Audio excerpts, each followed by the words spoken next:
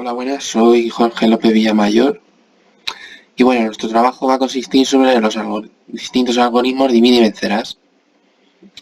Primero yo haré una breve introducción sobre esta técnica y luego mis compañeros hablarán de distintos algoritmos que se basan en esta estrategia.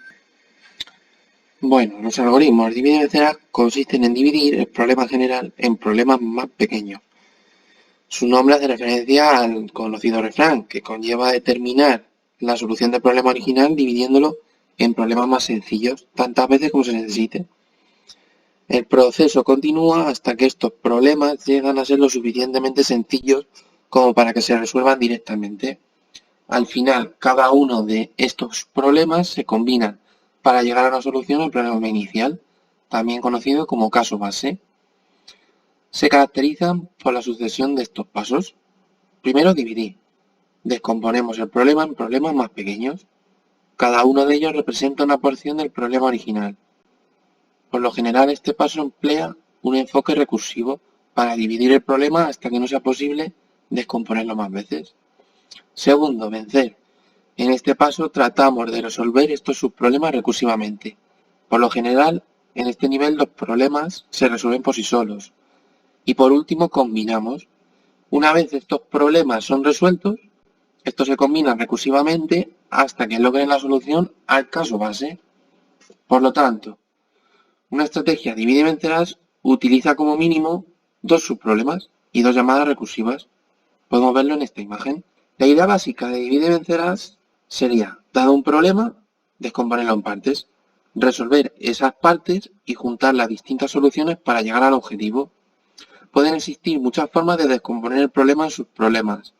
En este caso nos quedamos con la mejor solución. Y puede también que no exista ninguna forma de llegar a la solución, porque los subproblemas no son independientes, en cuyo caso descartamos esta técnica. Primero vamos a hablar sobre el algoritmo de Strassen. El algoritmo de Strassen es un algoritmo que consiste en la multiplicación de matrices. El método clásico requiere n al cuadrado por 2n menos 1 operaciones aritméticas para multiplicar dos matrices n por n.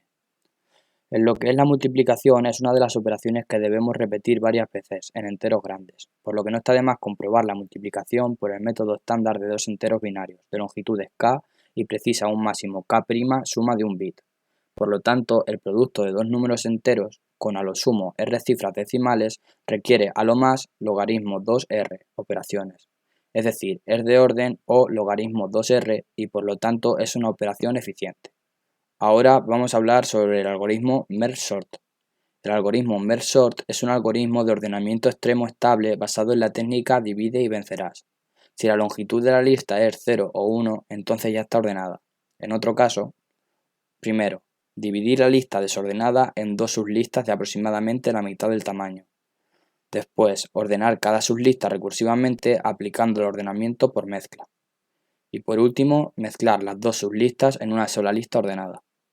Uno de los mayores problemas que los ingenieros encontraban en su día a día era el de ordenar listas de elementos. Esto termina en 1960 cuando Charles Anthony Richard Hoare desarrolla el algoritmo de ordenación Quicksort, casi por casualidad, mientras ideaba la forma de facilitar la búsqueda de palabras en el diccionario. El algoritmo Quicksort se basa en la técnica divide y vencerás, por la que en cada recursión el problema se divide en subproblemas, el array se divide en arrays cada vez de menor tamaño y se resuelven por separado, aplicando la misma técnica para ser unidas de nuevo una vez resueltas. El método consiste en elegir un elemento del conjunto de elementos a ordenar, al que llamaremos pivote, resituar los demás elementos de la lista a cada lado del pivote, de manera que a un lado queden todos los menores a él y al otro lado todos los mayores. Los elementos iguales al pivote pueden ser colocados tanto a su derecha como a su izquierda indistintamente. En este momento el pivote ocupa exactamente el lugar que le corresponde en la lista ordenada. La lista queda separada por dos sublistas, una formada por los elementos de la izquierda del pivote y otro por los de la derecha del pivote. Este proceso se repite de forma recursiva para cada sublista mientras éstas contengan más de un elemento. Una vez terminado este proceso, todos los elementos están ordenados. Hay muchas versiones diferentes de Quicksort en las que se eligen pivotes de distinta manera. Puede ser el primer elemento, el último elemento, puede ser un elemento aleatorio o podemos elegir la mediana como pivote. Esta elección condicionará los resultados del problema. Esta decisión del pivote condicionará los resultados. En el peor de los casos, cuando el pivote es el elemento menor del array, el tiempo de ejecución será O de n cuadrado, es decir, el peor de los casos sería O de n cuadrado. El tiempo general medio de la ejecución de Quicksort es O de n logaritmo de n. El algoritmo de eliminación de caras ocultas nos permite eliminar las zonas que no son visibles de objetos que queramos representar antes de llevar a cabo el proceso de renderización. Los polígonos tienen dos caras, una frontal y otra dorsal, al igual que en una hoja de papel.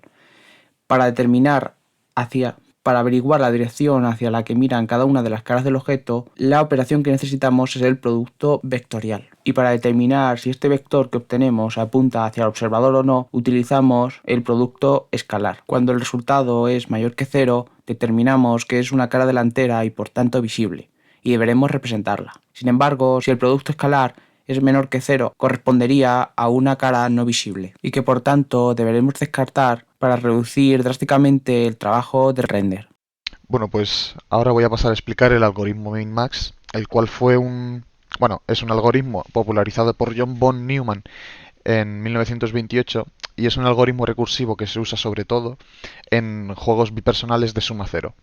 Es decir, son aquellos juegos en los que juegan dos personas y los intereses de las dos personas son completamente opuestos.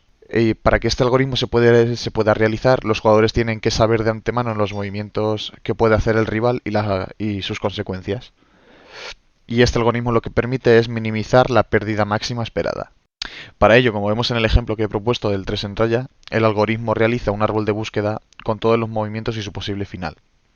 Por lo que este algoritmo queda definido por el estado inicial, que es cómo se encuentra el juego cuando comienza el algoritmo, los operadores que corresponden a las jugadas que se pueden dar, la función terminal, la cual le da un valor numérico a una configuración final del juego. Esto quiere decir que si, como en el ejemplo del 3 en raya, podemos ganar, empatar o perder, pues los valores serían 1 para ganar, 0 para empatar y -1 para perder.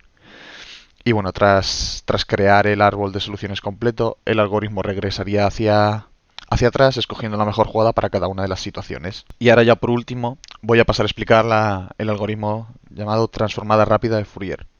Es un algoritmo eficiente que permite calcular la transformada de Fourier discreta y su inversa. Fue popularizado en 1965 por los matemáticos James William Cooley y John Wilder Takey. Es un algoritmo que es usado en una amplia variedad de aplicaciones, pero su función es sobre todo vital en el tratamiento digital de las señales. Y es de importancia fundamental también en el análisis matemático, y ha sido objeto de numerosos estudios.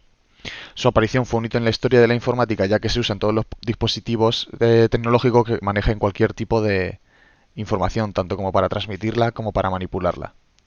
Y bueno, este algoritmo lo definimos como cualquier algoritmo usado para el cálculo de la transformada de Fourier discreta.